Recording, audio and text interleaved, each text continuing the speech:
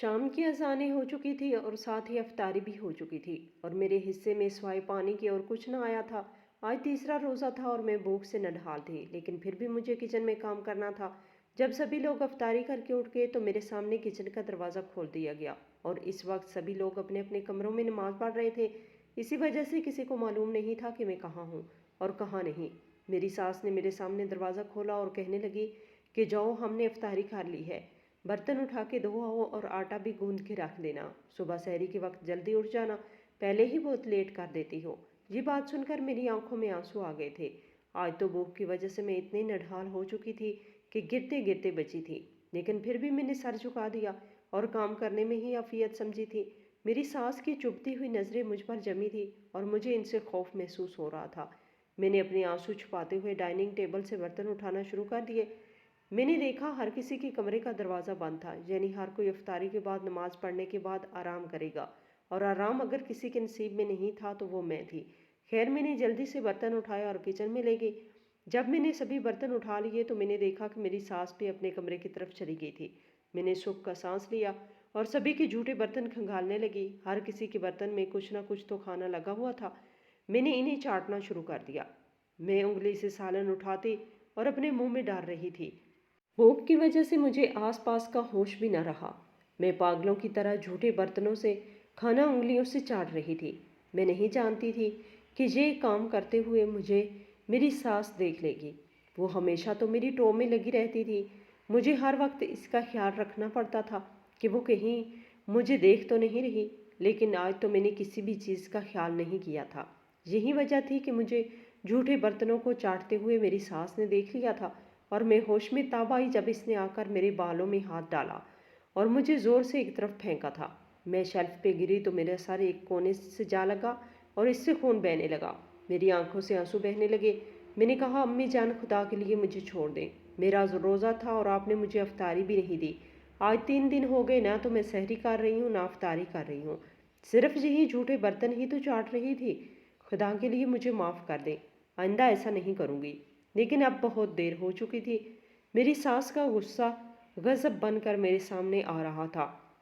وہ مجھے مارتی جا رہی تھی، کبھی تھپڑوں سے مارنے لگتی اور پھر تھپڑوں سے مارتے مارتے انہوں نے چمچہ بھی اٹھا لیا اور کہنے لگی کہ خبردار، اگر تمہاری آواز کچن سے باہر بھی گئی۔ میں چیخ بھی نہیں سکتی تھی، لیکن فرتے جذبات میں میرے آنسو گر رہے تھے۔ مجھے بہت رونا آ رہا تھا۔ اوپر سے میری ساس مجھ پر اور ظلم کرتی جا رہی تھی۔ وہ مجھے اذیت پہ اذیت دیے جا رہی تھی۔ جب وہ مجھے چمچوں سے بھی مار مار کر تھک گئی تو اس نے گیس چلایا اور اس پہ چمٹا رکھ دیا۔ چمٹا جب گرم ہوا تو سرخ ہو گیا اور اٹھا کر مجھے مارنے لگی۔ اب میری چیخیں تھوڑی بلند ہونے لگی تو وہ میرے منہ پہ تھپڑ مارنے لگی۔ مجھ سے کہنے لگی، خبردار، تمہارے منہ سے بھی چیخ نکلی، کسی نے سنا تو تمہارے لیے اچھا نہیں ہوگا۔ میں اپنے بیٹے سے کہہ کے تمہیں طلاق دلوا دوں گی۔ طلاق کا نام سن کر میرے ہاتھ پیر پھول گئے تھے اور میں خاموش ہو گئی تھی، لیکن جب وہ مجھے گرم چمٹے لگا لگا کر تھک گئی تو مجھ سے کہنے لگی کہ اب تمہیں ایسی سزا دوں گی کہ تم دوبارہ میرا کہا نہ ماننے کی غلطی نہیں کرو گے۔ اور پھر یہ کہتے ہوئے اس نے کبڈ میں کھڑی مٹی کے تیل کی بوتل اٹھائی اور مجھ پہ پھینکنے لگی، یعنی اب وہ مجھے آگ لگانے جا رہی تھی۔ اتنی اذیت میں سہ چکی تھی اور اب میرا دل اذیت سہنے کا حقدار نہیں تھا۔ میری آنکھوں سے آنسو بہے چلے جا رہے تھے۔ میں نے جو کبھی کسی کو بد دعا نہیں دی تھی، آج میں خود کو بد دعا دینے سے روک نہ پائی تھی۔ میں نے اپنے آنسوؤں سے بھری ہوئی آنکھیں اوپر اٹھائیں اور اللہ تعالیٰ کا تصور کرتے ہوئے کہا، امی جان، آپ میرے ساتھ برا کر رہی ہیں، خدا آپ کے ساتھ برا کرے گا۔ آپ کبھی بھی سکون نہیں پائیں گی، آپ کو میری بد دعا ہے۔ ابھی میں یہی کہہ رہی تھی کہ مجھ پہ تیل ڈالنے سے پہلے ہی وہ چیخنے لگی۔ ان کے ایک ہاتھ سے بوتل کا ڈھکن تھا اور دوسرے ہاتھ میں بوتل تھی۔ نہ جانے کیا ہوا تھا کہ ان کی چیخیں آسمان کو چھونے لگی اور میں اپنے چہرے کے آگے ہاتھ کیے رو رہی تھی۔ ابھی بد دعا کے الفاظ میری زبان میں ہی تھے جب ان کی چیخیں میری سماعت سے ٹکرائی تو میں نے اپنے چہرے سے ہاتھ ہٹا کر دیکھا تو میرے پیروں تلے سے زمین نکل گئی۔ ان کی چیخوں پکار سے باقی سب لوگ بھی اپنے اپنے کمروں سے نکل کر کچن کی طرف آ گئے، جبکہ میں ہونکوں کی طرح انہیں دیکھ رہی تھی۔ یہ آن کی آن میں کیا ہو گیا تھا اور ایک پل میں میری دعا ایسی قبول ہو گئی تھی، میں جانتی بھی نہ تھی۔ آج مجھے یقین ہو گیا تھا کہ اللہ تعالیٰ روزے دار کی دعا فوراً سن لیتے ہیں۔ میری آنکھوں میں آنسو تھے اور میں چیختی پکارتی ہوئی اپنی ساس کو دیکھ رہی تھی۔ میرا نام سعدیہ ہے، میں ایک یتیم لڑکی ہوں، میرا اس دنیا میں کوئی نہیں تھا سوائے میری ایک خالہ کی۔ جب بچپن میں میرے ماں باپ اس دنیا سے چلے گئے تو میرے ددھیال اور ننھیال والوں دونوں طرف سے کسی نے بھی مجھے نہیں رکھا۔ سب مجھے میرے حال پہ چھوڑ کر چلے گئے سوائے میری ایک خالہ کے، انہیں مجھ سے بے حد محبت تھی اور میرے ماں باپ کے فوت ہو جانے کے بعد میری کفالت کا ذمہ انہوں نے ہی لیا تھا، اور پھر بچپن سے لے کر بڑے ہونے تک انہوں نے ہی میری کفالت کی تھی۔ جتنا وہ مجھ سے پیار کرتی تھی اس سے کہیں زیادہ ان کے شوہر مجھ سے نفرت کرتے تھے، ہمیشہ مجھ پر نظریں جمائے رہتے تھے۔ یہی وجہ تھی کہ خالہ کے ہوتے ہوئے بھی مجھے یہاں پر بہت خوف آتا تھا، محسوس کرنا پڑتا تھا۔ ہمیشہ اپنے کمرے میں ہی رہتی تھی، جب بھی باہر نکلتی انکل مجھے ایسی نگاہوں سے دیکھتے کہ جیسے وہ مجھے ابھی کھا جائیں گے۔ ان کی نظروں کے خوف سے میں دوبارہ اپنے کمرے میں جا کر چھپ جایا کرتی تھی۔ خالہ کے لاڈ اور پیار کی وجہ سے ہی تو میں نے ایف اے پاس کیا تھا، لیکن ایف اے پاس کرنے کے بعد انکل نے مجھے اب اس گھر میں نہ رہنے دیا تھا۔ ہمیشہ خالہ کی بےعزتی کرتے اور کہتے کہ خواہ مخواہ میں اس بوجھ کو اپنے سر لادے پھرتی ہوں، اس کی جلدی سے کہیں شادی کر دو ورنہ میں اسے گھر سے نکال دوں گا اور تمہیں بھی۔ خالہ ان کی یہ باتیں سنتی تو بہت افسردہ ہو جاتی، لیکن مجھے پھر بھی کچھ نہ کہتی۔ مجھ سے وہ بالکل اپنے بچوں کی طرح پیار کرتی تھی، لیکن خالہ کے بچے بھی مجھ سے کافی بدسن رہتے۔ انہیں لگتا تھا کہ ان کی ماں ان سے زیادہ مجھ سے پیار کرتی ہے، اور یہی وجہ ہوتی تھی کہ وہ اپنے باپ کے ساتھ مل کر ہمیشہ میرا مذاق اڑاتے تھے، مجھے ہمیشہ یتیمی کے طعنے دیتے اور مجھ سے گھر کے سارے کام کرواتے تھے۔ ان کی دونوں بیٹیاں اور ایک بیٹا اور ساتھ ساتھ انکل بھی مجھے نوکرانیوں کی طرح رکھتے تھے۔ میری آنکھوں میں آنسو ہوتے تھے جب بھی خالہ مجھے روتا دیکھتی تو میرے پاس آ جاتی اور بالکل ماں کی طرح میرا خیال رکھتی تھی۔ اس بھری دنیا میں میرے پاس ایک خالہ کا ہی رشتہ تھا جس کے سہارے میں زندہ تھی، لیکن جیسے ہی میں نے ایف اے مکمل کیا خالو نے مجھے اپنے گھر میں رکھنے سے انکار کر دیا اور کہنے لگے کہ اب میں مزید اس کا خرچہ نہیں اٹھا سکتا، جلدی سے اس کے لیے کوئی لڑکا دیکھو اور اسے یہاں سے چلتا کرو ورنہ میں اسے گھر سے نکال دوں گا۔ خالہ نے یہ بات سنی تو میرے لیے رشتہ ڈھونڈنے لگی۔ ابھی وہ رشتہ ڈھونڈ ہی رہے تھے کہ خالو نے آ کر خالہ اور میرے سر پر جیسے کوئی بم پھوڑا تھا۔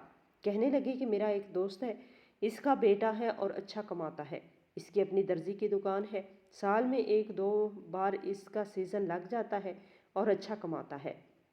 میں کہتا ہوں کہ اسی کے ساتھ اس کو رخصت کر دیتے ہیں۔ تم ایسا کرو کہ میں اپنے دوست کو ہاں کر دی ہے، وہ کل آ رہے ہیں، کل ہی نکاح کر دیتے ہیں، ویسے بھی ہم نے کون سا اسے جہیز وغیرہ دینا ہے۔ خالو کی بات سن کر میرے تو پیروں تلے سے زمین ہی نکل گئی تھی۔ مجھے سمجھ نہیں آیا تھا کہ آخر ایسی کیا جلدی تھی، لیکن خیر خالہ بھی اپنے شوہر کے ہاتھوں مجبور تھی، اسی لیے انہوں نے سر جھکا لیا اور مجھے شادی کے لیے منا لیا۔ خالہ کی مجبوری کو سمجھتے ہوئے میں نے بھی شادی کے لیے ہاں کر دی اور پھر 2 جوڑوں میں اور خالہ کی طرف سے دیے گئے چاندی کے ایک سیٹ میں جہیز میں لے کر اپنے سسرال آ گئی۔ لیکن جہاں کار مجھے پتہ چلا کہ یہاں پر تو میرے لیے کانٹے ہی کانٹے بچھے تھے۔ یہاں کے لوگوں کو صرف ایک نوکرانی چاہیے تھی اور میرے آنے سے سب کی مرادیں بھر آئی تھیں۔ جس روز میں جہاں پر بیاہ کر آئی تھی اس روز ہی میرے شوہر نے مجھ سے کہہ دیا تھا کہ میری ماں جو کام کہے ان کا وہ کام کرنا، اور خبردار اگر گھر کا کوئی بھی کام میری ماں سے کروایا تو۔ میری ماں بیمار رہتی ہیں، ان کی گھٹنوں کا مسئلہ ہے، تم نے روزانہ ان کے گھٹنے دبانے ہیں اور ان کا ہر ایک کام کرنا ہے، یہ ساری ذمہ داری تمہاری ہے۔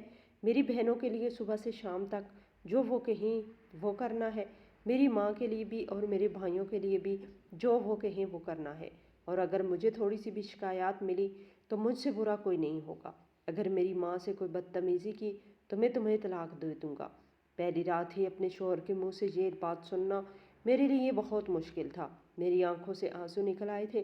میں جو خالہ کے گھر یہ سوچ کر آئی تھی کہ میرا برا وقت اب وہیں ختم ہو گیا، آگے سارا میرا گھر ہوگا، تمام لوگ مجھ سے پیار کریں گے اور جہاں میری اپنی مرضی چلے گی مجھے کوئی گھٹن محسوس نہیں ہوگی، لیکن جہاں آ کر تو ساری خواہشات، ساری امیدیں دم توڑتی نظر آئی تھیں۔ میں نے بھیگی آنکھوں کے سامنے سر جھکا دیا اور پھر اس کے بعد دوسرے روز صبح سویرے ہی مجھے کام کے لیے اٹھا دیا گیا تھا۔ اگر میں ذرا سی بھی دیر پیش کرتی تو میری کلاس لگ جاتی تھی۔ شاید خالو نے ان لوگوں کے دماغ میں یہی بٹھایا ہوا تھا کہ ان کے گھر کی نوکرانی کی طرح تھی، اور یہی وجہ تھی کہ جہاں کے سبھی لوگ نے مجھے بے سہارا سمجھ لیا تھا۔ شادی کے دوسرے روز جو میکے سے ناشتہ آتا ہے میرے لیے وہ بھی نہ آیا تھا۔ نہ تو اب ان لوگوں سے میرا کوئی رشتہ تھا اور نہ ہی ناتا۔ میں یہ یقین سے کہہ سکتی تھی کہ خالہ کو خالو نے مجبور کیا ہوگا کہ وہ مجھ سے رابطہ نہ رکھے۔ اور یہی وجہ تھی کہ خالہ مجھ سے رابطہ نہیں کر پا رہی تھی۔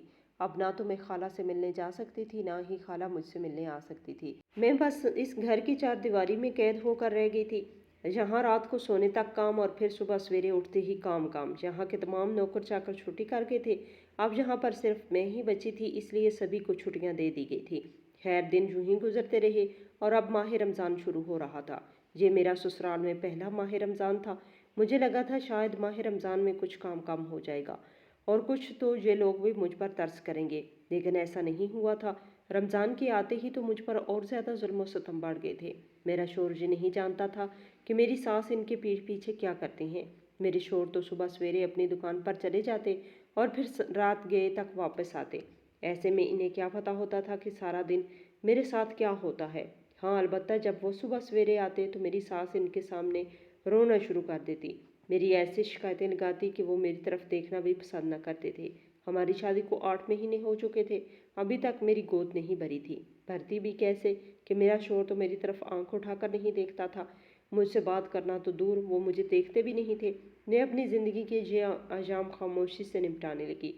مجھے پھر بھی خدا کا شکر ادا کرتی تھی کہ اس نے مجھے رہنے کے لیے چھت تو دے دی ہے۔ اگر میرے پاس یہ چھت بھی نہ ہوتی تو نہ جانے میں کیا کرتی اور کہاں جاتی۔ میری وہ تمام دعائیں، تمام وظیفے جو میں نے کیے تھے، خدا مجھے اچھا سسرال دے، وہ سب رہ گاں چلے گئے تھے۔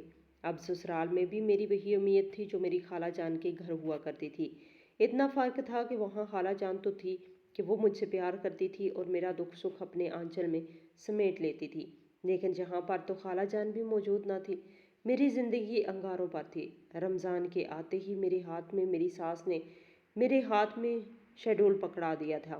صبح سویرے 2 بجے اٹھنا اور پھر اس کے بعد 2 بجے اٹھنے کے بعد سحری کے لیے سب کچھ بنانا، پھر سحری کے برتن دھونا، گھر کی صفائی ستھرائی، کپڑے دھونا، استری کرنا اور سارے دن کے کام ختم کر کے پھر شام کے وقت پھر سے افطاری بنانا اور پھر افطاری کے بعد ان کے سارے گندے برتنوں کو دھونا۔ لیکن یہ بھی ہو چکا تھا کہ اب صبح سویرے سحری بنانے کے بعد میری ساس مجھے اپنے ساتھ ڈائننگ ٹیبل پر نہیں بیٹھنے دیتی تھی۔ انہوں نے مجھ سے کہا تھا کہ خبردار اگر تو یہاں پر آئی تو وہاں جا کر اپنے کمرے میں بیٹھ جایا کر، اور جب میں اپنے کمرے میں بیٹھ جاتی اور سب لوگ سحری کر لیتے، پھر میں باہر نکل کر آتی تو فریج کو تالا لگا ہوتا، تمام کھانا جو بچا ہوتا وہ فریج میں رکھ دیا جاتا تھا یا پھر گارڈ کے حوالے کر دیا جاتا تھا، اور میرے لیے برتن بچے ہوتے تھے، صرف وہی جھوٹے برتن۔ سحری تو میں پانی کے ساتھ ہی کر لیتی تھی، لیکن افطاری کے لیے مجھے کچھ نہ کچھ چاہیے ہوتا تھا، کیونکہ سارا دن کی بھوکی پیاسی میں بس افطاری کے انتظار میں ہی ہوتی تھی، جو کہ میں خود اپنے ہاتھوں سے بناتی تھی۔ لیکن مجھے یہ حق نہ تھا کہ میں دونوں والے ہی کھا لوں۔ خیر 2-3 روزے اسی طرح گزر گئے، اب یہ تیسرا روزہ تھا اور میری بس ہو گئی تھی۔ میں بھوکی پیاسی 3 دن سے تھی۔ ظاہر سی بات ہے کہ روزہ رکھنا سنت ہے، مجھے روزہ رکھنے سے کوئی مسئلہ نہیں تھا، مجھے بس سحری اور افطاری بھی ویسے ہی چاہیے تھی جیسے یہ لوگ کرتے تھے۔ اگر مجھے یہ ساتھ میں دوسری چیزیں نہ دیں، لیکن مجھے کھانے کے لیے بس روٹی ہی دے دیں جو کہ میں خود بناتی ہوں، لیکن پھر بھی میرا اس چیز پر حق نہیں تھا۔ میری ساس کی نظر ہر دم مجھ پر جمی رہتی تھی، لیکن یہ تھا کہ اب میں جھوٹے برتنوں کو چاٹ کر ہی اپنی افطاری کرنے لگی تھی۔ آج بھی میں نے روزہ افطار تو پانی سے کر لیا تھا، لیکن کچن میں بیٹھی یہی سوچ رہی تھی کہ ابھی جب سب لوگ ڈائننگ ٹیبل سے اٹھ جائیں گے تو میں جا کر برتن اٹھا لوں گی اور دھونے کے بہانے سے پہلے میں ان کو چاٹ لوں گی۔ یہی وجہ تھی کہ میرے سامنے جب میری ساس نے دروازہ کھولا تو میں جلدی سے برتن اٹھانے لگی، اور جب وہ اندر چلی گئی تو میں نے جلدی سے برتنوں میں سے انگلیاں لگا لگا کر چاٹنا شروع کر دیا۔ لیکن یہ کیا، کچھ ہی لمحوں بعد مجھ پر قیامت ہی ٹوٹ پڑی تھی۔ میری ساس نے مجھے دیکھ لیا تھا، اس کے بقول مجھے یہاں پر کھانے کا حکم نہیں تھا۔ میرا شوہر پہلے تو پھر بھی کبھی کبھار وقت پر آ جایا کرتا تھا، اس کے ساتھ کچھ نہ کچھ وقت گزرتا تھا، لیکن اب رمضان المبارک میں تو بالکل ہی اپنی دکان کا ہو کر رہ گیا تھا۔ صبح سویرے سحری کے بعد اور نماز پڑھنے کے بعد وہ جاتا تھا، پھر رات گئے ہی واپس آتا، 1-2 گھنٹے آرام کرتا اور پھر اس کے بعد پھر سے چلا جاتا۔ یہی روٹین چلنے لگی تھی۔ وہ مجھ سے بات نہیں کر پاتا تھا، اسے ویسے بھی مجھ سے بات کرنے کی طلب بھی نہ تھی۔ کبھی کبھی سوچتی تھی کہ اپنے شوہر سے اس چیز کی شکایت کروں، لیکن پھر کہتی تھی کہ وہ تو خود اپنی ماں کا دعویدار ہے، وہ خود اپنی ماں کی باتیں سنتا ہے، تو میری باتیں کہاں سے سنے گا۔ اس بات کو سوچتے ہوئے میں خاموش ہو گئی تھی، لیکن آج جب اس نے مجھے مارنے کی کوشش کی، مجھے گرم چمٹے لگائے، مجھے تھپڑوں اور چمچوں سے مارا، تو پھر اس کے بعد جب مٹی کا تیل ڈال کر مجھے جلانے لگی تو میں نے بد دوا دی، اور اس بد دوا نے فوراً ہی کام کیا تھا۔ مجھے یقین ہو گیا تھا کہ مظلوم کی آہ فرش تک جاتی ہے اور عرش کانپ جاتا ہے۔ میں مظلوم ہونے کے ساتھ ساتھ یتیم بھی تھی۔ میں نے آج تک کبھی کسی کو بد دعا نہیں دی تھی۔ یہ پہلی بار ہوا تھا میں نے اپنی ساس کو ہی بد دعا دی تھی۔ فوراً ہی سے لگی۔ وہ مجھ پر تیل ڈالتے ڈالتے خود چیخنے لگی تھی۔ ابھی مجھ پر تیل کی ایک بوند بھی نہ آئی تھی کہ اس کی چیخیں نکلنے لگی۔ میں نے اپنے چہرے کے آگے سے ہاتھ ہٹا کر اس کی جانب دیکھا تو میری ساس ایک ہاتھ میں بوتل اور دوسرے ہاتھ میں اس کا ڈھکنا پکڑے چیخ رہی تھی، چلا رہی تھی۔ مجھے سمجھ نہ آیا کہ ایسا کیوں ہے۔ ان کی چیخوں پکار سے گھر کے سبھی لوگ بھاگ کر جہاں آ گئے تھے۔ میں حیرت و پریشانی کی تصویر بنی انہیں دیکھ رہی تھی کہ تبھی میری نظر پڑی کہ ان کا دوپٹہ جلتے ہوئے چولہے پر گر گیا تھا اور ان کے ہاتھ میں پکڑی ہوئی بوتل سے تیل کی چھینٹیں نکل کر ان کے دامن پر آ گری تھی، اور آگ تیل کی خوشبو لیتی ہوئی تیزی سے آگے بڑھ رہی تھی۔ ڈھکنے سے ایک قطرہ تیل کا نکلا اور ان کے دوپٹے کی طرف بڑھا، اور پھر ایک شعلے سے آگ بھڑک اٹھی تھی۔ میری آنکھیں حیرت سے پھٹ جا رہی تھی اور وہ چیخ چلا رہی تھی۔ گھر کے باقی سبھی لوگ کچن کے دروازے پر آ کر حالات کو سمجھنے کی کوشش کر رہے تھے، لیکن میں نے جلدی سے بھاگتے ہوئے اپنا دوپٹہ ان کے دوپٹے پہ مارنا شروع کر دیا تاکہ اگر آگ ٹھنڈی ہو جائے، اگر بجھ جائے، ورنہ نہ جانے کیا ہوگا۔ لیکن میرے آگے بڑھنے اور آگ بجھانے کا سلسلہ جتنا بڑھتا جا رہا تھا، آگ اتنی زیادہ بڑھتی جا رہی تھی۔ میری سانس آگ کی لپیٹ میں آتی جا رہی تھی۔ ان کے ہاتھ سے بوتل گری تو آگ کا ایک شعلہ نمودار ہوا۔ گھر کے سبھی افراد آگ دیکھ کر جلدی سے اسے بجھانے کی کوشش کرنے لگے اور پانی ڈالنے لگے۔ جب آگ بجھی تو میں نے دیکھا کہ میری ساس کا آدھا وجود جل کر بھسم ہو چکا تھا۔ میں یہ دیکھ کر حیرت و پریشانی کی تصویر بنی کھڑی تھی۔ مجھے یقین نہیں آ رہا تھا۔ میری ساس بے ہوش ہو چکی تھی جبکہ باقی گھر والے میری طرف دیکھ رہے تھے۔ میرے چہرے پر تھپڑوں کے نشان، میرے بازوؤں پر گرم چمٹا لگنے کے نشان یہ واضح بتا رہے تھے کہ وہ مجھ پر ظلم کرنا چاہ رہی تھی، اور انہوں نے دیکھا تھا کہ وہ تیل کی بوتل بھی انہی کے اپنے ہاتھ میں تھی، اور یہی وجہ تھی کہ اگر بھڑک کر انہیں لگ گئی۔ خدا نے مجھے بچا لیا تھا۔ مجھے سمجھ نہیں آ رہا تھا کہ میں خدا کا شکر ادا کروں یا پھر اس حادثے پر آنسو بہاؤں۔ میرے شوہر اور ان کے بڑے بھائی نے اسپتال پہنچ گئے تھے، جبکہ میری نند اور دیورانی دونوں ہی مجھ سے پوچھنے لگی کہ آخر کیا ہوا تھا۔ میرے آنسو اسی بات کی گواہی تھے کہ میں بے قصور تھی۔ مجھے کسی نے کچھ نہ کہا، لیکن 2-3 گھنٹے بعد جب میرے شوہر واپس آئے تو مجھ سے کہنے لگے کہ جلدی چلو، تمہیں ہسپتال لے جانا ہے۔ امی کی حالت بہت خراب ہے اور وہ تم سے ملنا چاہتی ہے۔ جلدی سے اپنا حلیہ ٹھیک کرو۔ اور اب یہ تمہیں کیا ہوا ہے؟ انہوں نے شاید میرے زخم اب دیکھے تھے۔ میں خاموش ہو گئی۔ میں نے کچھ بھی نہ کہا اور ان کے ساتھ ہسپتال تک چل پڑی۔ اسپتال پہنچنے پر وہ مجھے ان کے روم میں لے گئے۔ ان کی حالت بہت خراب ہو چکی تھی۔ ان کا نچلا حصہ یعنی ان کی ٹانگیں کمر تک سب کچھ پٹیوں میں لپٹا ہوا تھا، ساتھ ہی ان کا ایک ہاتھ بھی جھلسا ہوا تھا۔ انہیں دیکھ کر میری آنکھوں سے آنسو نکل پڑے۔ میں نے کہا امی آپ کی طبیعت کیسی ہے؟ تو وہ کہنے لگی بیٹا مجھے معاف کر دو، میں نے تم پر اتنا ظلم کیا، اس بابرکت مہینے کی عظمت کو سمجھنے کی بجائے میں نے تم پر مزید ظلم کرنا شروع کر دیا۔ میرے دماغ میں بس یہی بات بیٹھی ہوئی تھی کہ تمہارے پیچھے کوئی نہیں، شمیم کے پیچھے تو اس کے ماں باپ ہیں، اسے تو کچھ نہیں کہہ سکتی تھی، لیکن تمہارے پیچھے تو کوئی نہیں تھا، اس لیے تمہیں میں نے اپنے ظلم کا نشانہ بنا رکھا تھا۔ مجھے لگتا تھا کہ بہویں کبھی بھی بیٹیاں نہیں بن سکتی، لیکن میں غلط تھی۔ مجھے لگا تھا شاید تمہارا اس دنیا میں کوئی نہیں تو مجھے کچھ نہیں کہہ سکتا، لیکن میں بھول چکی تھی کہ جس کا کوئی نہیں ہوتا اس کا خدا ہوتا ہے۔ خدا کے لیے مجھے معاف کر دو، خدا کے لیے مجھے معاف کر دو، میں نے تمہارے ساتھ بہت غلط کیا۔ میرے شوہر اور میرے دیور دونوں ہی کھڑے سے سب کچھ دیکھ رہے تھے۔ میرے شوہر اور ان کی آنکھوں میں حیرانی تھی۔ میں نے اپنی آنکھیں صاف کی اور پھر اس کے بعد ان کی آنکھوں سے بہتے ہوئے آنسو صاف کیے اور کہنے لگی امی جان آپ ایسا مت کریں، مجھے آپ معافی مانگ کر شرمندہ مت کریں۔ آپ کو پتہ ہے میں نے آج تک اپنی ماں نہیں دیکھی، لیکن آپ کو دیکھ کر مجھے لگتا ہے کہ میری ماں اگر ہوتی تو بالکل ایسی ہی ہوتی۔ آپ اگر میرے ساتھ جیسی بھی ہیں لیکن پھر بھی آپ میرے شوہر کی ماں ہیں، اس لیے میں آپ کو اپنی ماں کا درجہ دیتی ہوں۔ آپ مجھے معاف کر دیں اگر میری وجہ سے آپ کو نقصان پہنچا۔ آج میں نے آپ کو بد دعا دی اور فوراً ہی میری بد دعا قبول ہو گئی۔ مجھے معاف کر دیں، مجھے ایسا نہیں کرنا چاہیے تھا، میری بد دعا سے آپ کا اتنا بڑا نقصان ہو گیا۔ امی مجھے معاف کر دیں، خدا کے لیے مجھے معاف کر دیں، میں رو رو کے کہنے لگی تو انہوں نے اپنا ہاتھ آگے بڑھایا اور اشارہ کیا کہ میں ان کے سینے سے لگ جاؤں۔ میں نیچے جھکی اور ان کے سینے سے لگ گئی۔ ان کے سینے سے لگ کر میرے دل میں ٹھنڈک سی پہنچی تھی۔ مجھے لگا تھا کہ اب میں نے دنیا میں ہی اپنی جنت پا لی ہے۔ میرا شوہر ابھی یہ سب کچھ سمجھنے کی کوشش کر رہا تھا کہ تبھی میری ساس بولی، مجھے معاف کر دو بیٹا، میں نے تمہاری بیوی پر اتنا ظلم کیا۔ تم ابھی اس کے چہرے پر تھپڑوں کے نشان دیکھ رہے ہو، اس کے بازو اور اس کے ہاتھ پر یہ جلنے کے نشان دیکھ رہے ہو۔ یہ نشان میں نے ہی داغے ہیں، چمٹا گرم کر کے ہی اسے لگایا تھا، اور ابھی تو رات بھی نہیں گزری، دیکھو میری کیا حالت ہو چکی ہے۔ صحیح کہتے ہیں کہ یتیم کی آہ عرش پر جاتی ہے۔ کبھی کسی یتیم کو نہیں ستانا چاہیے۔ میں نے تو اس یتیم کو مظلوم ہی بنا دیا تھا۔ تم جانتے ہو آج 3 دن ہو گئے ہیں میں نے اسے کھانے کے لیے کچھ نہیں دیا، لیکن یہ اپنے منہ سے ایک لفظ نہ بولی، یہاں تک کہ اس نے تمہیں بھی نہ بتایا۔ بیٹا خدا کے لیے مجھے معاف کر دو، میں ایسا نہیں چاہتی تھی، خدا کے لیے مجھے معاف کر دو۔ وہ میرے شوہر سے بھی ہاتھ جوڑ کر معافی مانگنے لگی۔ میری آنکھوں میں آنسو تھے اور یہ شکرانے کے آنسو تھے۔ میرا یقین ایک بار پھر سے خدا پر مضبوط ہو گیا تھا۔ خالہ کہتی تھی کہ جس کا کوئی نہیں ہوتا اس کا خدا ہوتا ہے، اور آج بالکل ایسا ہی ہوا تھا۔ آج میرا کوئی نہیں تھا لیکن میرا اللہ تھا جس نے میری سن لی تھی، اور پھر میرے سسرال میں یہ میرا پہلا رمضان اس قدر بہترین ہونے والا تھا کہ میں جانتی بھی نہیں تھی۔ میری ساس اسپتال میں رہیں اور ان کے روزے بھی رہ گئے تھے، جبکہ انہوں نے خاص تاکید کی تھی کہ گھر میں سب کچھ میری مرضی سے چلنا چاہیے، اور پھر ویسا ہی ہوا۔ مجھ پر ظلم کرنے والے ہر ایک انسان نے مجھ سے معافی مانگی تھی۔ سبھی مجھ سے کہنے لگے کہ خدا کے لیے ہمارے لیے بد دعا مت کرنا، ورنہ نہ جانے ہمارے ساتھ کیا ہو جائے گا، جبکہ مجھے یہ یقین تھا کہ اللہ تعالیٰ روزے دار کی ہر دعا قبول کرتا ہے، چاہے وہ کیسی بھی مانگی گئی ہو۔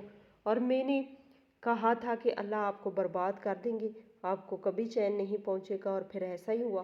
ان کی ایسی حالت خراب ہوئی تھی کہ ڈاکٹر نے کہا 1 سال تک تو ہم اس چیز کی ذمہ داری نہیں لے سکتے کہ یہ ٹھیک ہو جائیں گی، لیکن اب میں سیر اور رفتار دونوں میں ہی ان کے لیے دعا کرتی ہوں کہ خدا را وہ بالکل ٹھیک ہو جائے اور ایک بار پھر سے گھر آ جائے اور اپنے پیروں پر چلنا شروع کر دے۔ خدا نے میری سن لی۔ عید تک وہ بالکل ٹھیک اور صحت یاب ہو گئی تھی۔ میرے لیے اس سے بڑی بات کیا ہو سکتی تھی؟ یہ بات تھی کہ ان کے زخم اب بھی تھے لیکن اب وہ چل پھر سکتی تھی۔ ہاں، یہ بات تھی کہ ان کے پیروں اور ان کے جسم کا رنگ ایک سا نہیں رہا تھا۔ جلنے کی وجہ سے ان کی جلد خراب ہو چکی تھی، لیکن اب وہ مجھ سے بہت پیار کرتی ہیں، مجھ سے معافی مانگ چکی ہیں اور مجھے اپنی بیٹی کی طرح رکھتی ہیں، اور میں اللہ تعالیٰ سے اس کے علاوہ اور کیا مانگ سکتی ہوں؟ مجھے اور کیا چاہیے تھا؟ مجھے اب ماں بھی اسی گھر میں مل چکی تھی اور میرا یہ گھر جنت ہو چکا تھا۔ اس کے بعد یہ سارا رمضان میرے لیے کسی جنت سے کم نہیں تھا، اور یہی میری زندگی کی سب سے خوبصورت عید تھی۔ اور پھر اسی عید پر میری ساس اور میرے شوہر عبید مجھے لے کر میری خالہ کے گھر بھی گئے تھے، اور آج 1 سال بعد میں نے اپنی خالہ سے ملی تھی۔ میرے لیے خوشی کا کوئی ٹھکانہ نہ تھا۔ میں نے اپنی آنکھوں میں تیرتے ہوئے شکرانے کے آنسو صاف کیے اور آسمان کی طرف آنکھ اٹھا کر کہا کہ خدا تیرا شکر ہے، تو نے میری سن لی، ورنہ جانے میرا کیا ہو جاتا، اور میری زندگی ہنسی خوشی گزرنے لگی۔ بے شک اللہ تعالیٰ انسان کی زندگی میں سختیاں ڈالتے ہیں اور پھر سختیوں کے ساتھ ساتھ اس کی زندگیاں بہترین سے بہترین بناتے ہیں۔ ان سختیوں کے ساتھ ساتھ آسانیاں بھی پیدا کر دیتے ہیں، اور صبر کا صلہ بھی خوبصورت انداز میں مل جاتا ہے، جیسا کہ مجھے مل چکا تھا۔